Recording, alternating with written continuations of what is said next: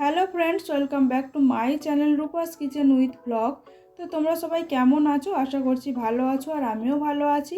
তো আরেকটি রেসিপি তোমাদের সঙ্গে শেয়ার করতে চলেছি, সেটা হলো টমেটো সস। তো পারফেক্ট দোকানের মতো টমেটো সস তোমরা বাড়িতে কিভাবে বানিয়ে নেবে সেটাই তোমাদেরকে দেখাবো। তো চলো দেখতে থাকো। টমেটো সস বানানোর জন্য এখানে 500 গ্রাম পাকা টমেটো নিয়েছি একটা বড় সাইজের পেঁয়াজ, 1 ইঞ্চি পরিমাণ আদা আর কয়েকটা রসুনের কোয়া নিয়েছি। সমস্ত কিছু একটি কড়াইয়ের মধ্যে আমি নিয়ে মিশিয়ে দিয়েছি। এবার একটি ঢাকনা চাপা দিয়ে 2 মিনিট এভাবেই রেখে দেব লো ফ্লেমে।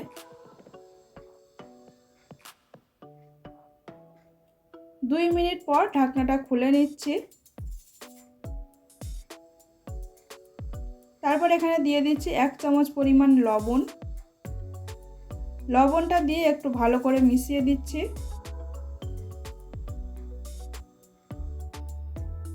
এতে করে কিন্তু সমস্ত কিছু একটু ভালো মতো সেদ্ধ হয়ে যাবে।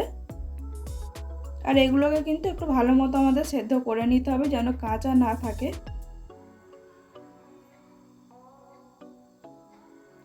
তারপরে এখানে দিয়ে দিচ্ছি 2টো শুকনো লঙ্কা ঝালের জন্য।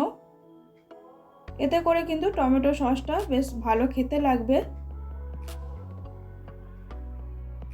তারপরে আবার একটু মিশিয়ে দিচ্ছি এইভাবে।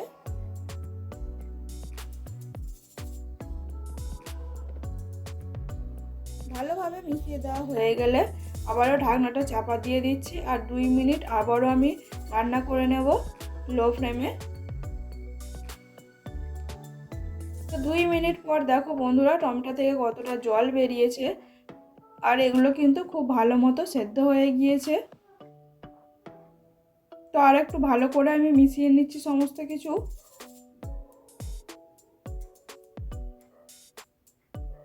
তারপরে একটি পাত্র আমি নিয়েছি, এই পাত্রের মধ্যে সমস্তটা ঢেলে নেব।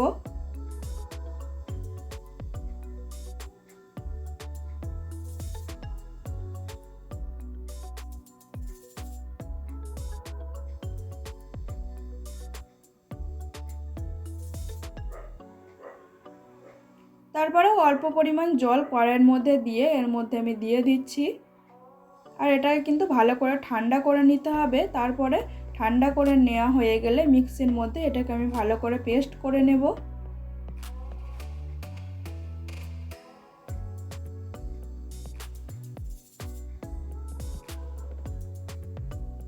তো আবারও ওভেনে একটি কড়াই বসিয়ে দিয়েছি।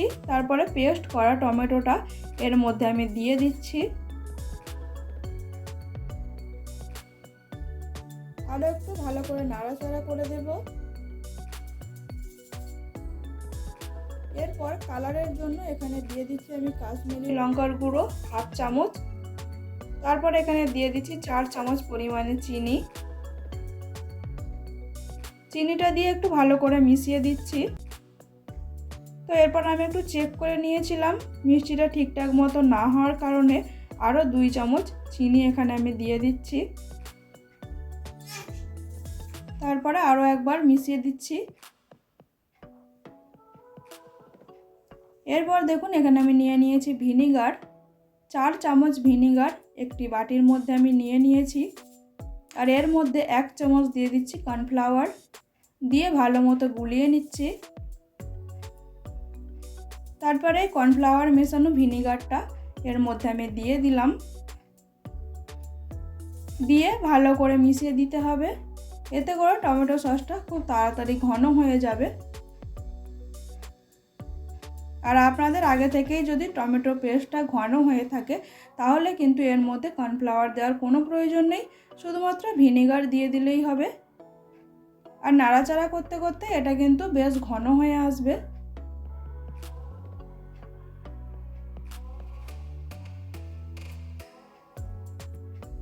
তো দেখুন কিছুক্ষণ নাড়াচাড়া করতে করতে টমেটো সসটা কিন্তু একেবারেই আমাদের রেডি হয়ে গিয়েছে, আর কতটা ঘন হয়ে গিয়েছে দেখুন। ঠিক এইভাবেই কিন্তু আমি নামিয়ে নেব, আর কোনো কিছু করতে লাগবে না। টমেটো সস কিন্তু এখানে আমাদের একেবারেই রেডি হয়ে গিয়েছে। তো এই প্রসেসে কিন্তু আপনারা বাড়িতে টমেটো সস বানিয়ে নিতে পারেন, একদম পারফেক্ট দোকানের মতোই খেতে হবে। এরপর নামিয়ে নিয়ে ঠান্ডা করে একটি কাচের বোতলে করে কিন্তু এটাকে আপনারা রেখে দেবেন ফ্রিজে না রেখেও কিন্তু 1 বছর পর্যন্ত এটাকে আপনারা সংরক্ষণ করতে পারবেন।